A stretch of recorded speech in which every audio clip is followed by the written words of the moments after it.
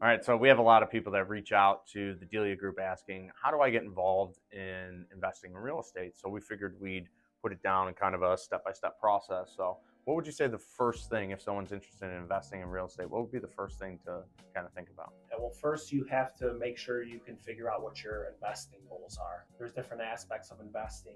Cash flow, that's how much you want to make per month.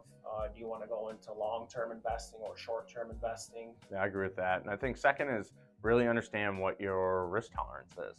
Are you someone who wants to go in an area and speculate for the future?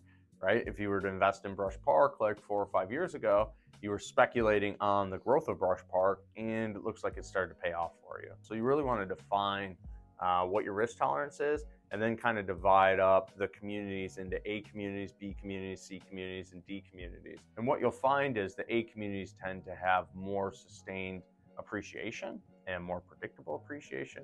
And the D communities tend to, on paper, have more cash flow, but it's going to require a more active management for that cash flow. So you got to figure out what is going to be the risk tolerance you're willing to take and how active do you want that cash flow to be. What would be the next step? Research the market conditions. I think one of the biggest ones is job growth. One of the things that you can look for is if there's any big companies coming to the area that will create thousands of jobs or several hundred jobs. Yeah, I agree with that. I think also population trends, rental demands, and see what the property values have been doing. Right? Are they continuing to climb? Have they started to slow down? What would the fourth step be? Determining the investment property types. Yeah. So I get a lot of people that reach out and say, "Hey, Joe, I want to buy a multifamily." I'm like, "Yeah, I can appreciate that you want to buy a multifamily. How many units are you looking at? Because how many units you're looking at is going to define what your financing criteria looks like." And one of the things about Metro Detroit is we don't have a lot of multifamily.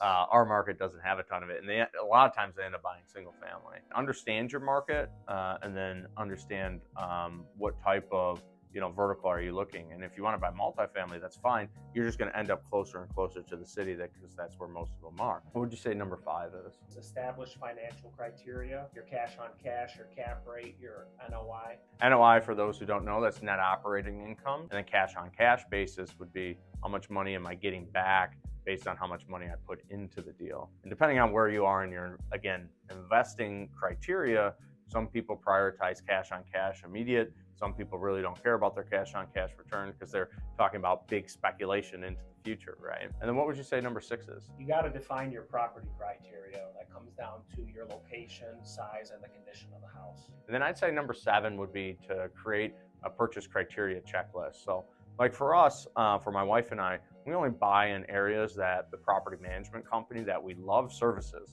Is this an area that our preferred vendor services? If it's not, might be a deal. Maybe I'll flip it. Maybe I'll do something else, but I'm not going to long-term hold it because I don't want to manage it. And then as time goes on, refine and adjust, right? So one of the things we learned within Keller Williams is that over time, you're going to be able to create, trends on properties. And certain ones are going to perform better than others.